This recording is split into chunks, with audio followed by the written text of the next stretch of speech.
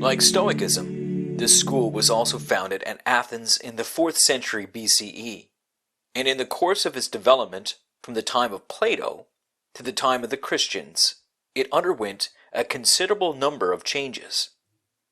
If this were a history of philosophy, we would have to distinguish Middle Platonism from Neoplatonism.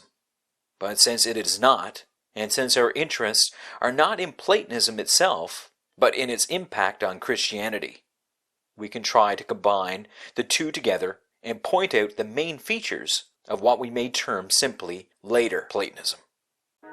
The Platonists, unlike the Stoics, had no doubt as to the real existence of a spiritual realm, and their main concern was to explain, or to try to explain, how this spiritual realm, which is pure, unsullied, and utterly perfect, could possibly be related to this obviously imperfect, impure, unpleasant, polluted, and war-torn world. To appreciate their solution, it may help if we imagine a set of traffic signals with a road underneath. Corresponding to the red light, at the top was the source of all things, which the Platonists generally referred to as the One. The One was there from the beginning. It has no body, no shape, no form, no passions, no need, no desires. It is simply a oneness, existing eternally and containing within itself the potentiality for all things. If we may use a human analogy, it corresponds to a creative artist. Let us say a potter in deep sleep. He or she has the potential to create all sorts of things, plates, cups, vases, and so on, but at the moment it's not doing anything about it.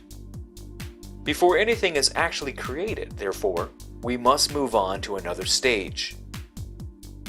The second stage is the amber light of the traffic signal, and it corresponds to our artist waking up and thinking, "I shall make a cup." In other words, we have now moved from the realm of potentiality to the realm of thought, but only to the realm of abstract thought. That is to say, the artist has simply conceived the idea of cup, and has not thought of any particular cup of a specific shape and a specific size. This second stage of the process was called by the Platonists the divine mind, and whereas the first stage could be called the infinite potentiality of God, this second stage could be termed God thinking. It is at this second stage that the One conceives the plan of creation. It thinks cup, cat, dog, truth, justice, tree, and so on. But as we noted earlier, these ideas are still abstract, and although the One has now thought dog, there is still a long way to go before we find a specific German Shepherd or black Labrador running around in search of a fire hydrant. We must therefore move on to a third stage, the green light on the traffic signal. This stage, to which the Platonists gave the curious title of the world soul, corresponds to the artist who has already thought cup, now determining exactly what sort of cup will be made. We are here concerned with the precise color, shape, size, and material of the object, and have moved from the realm of the abstract to the realm of the concrete, or the particular. At this stage of the process, the One is thinking not just of dog, but of all the different varieties of dogs, not just of truth, but of all its multi-manifestations. And when these particular and specific thoughts are merged with matter, then we have the world as we see it. This is the road beneath the green light, full of all sorts of things, all sorts of people, all sorts of animals, and all sorts of ideas. The Platonic scheme, therefore, looks something like this.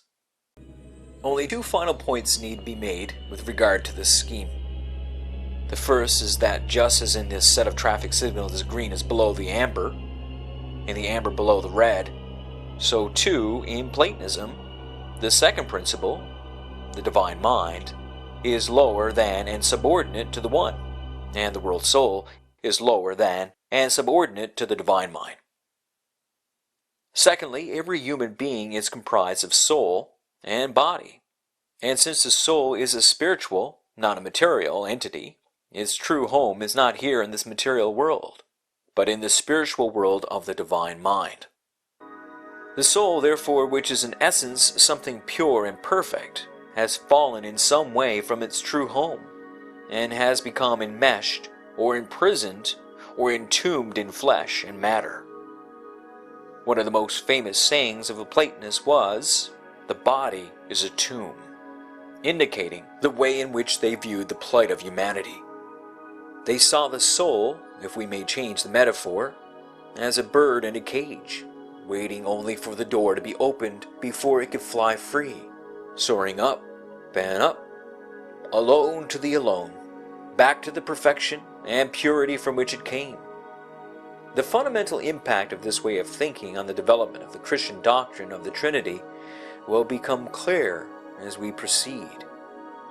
In the recording to follow, we will take a look at the next school of thought which deeply influenced the development of Christian theology, Gnosticism.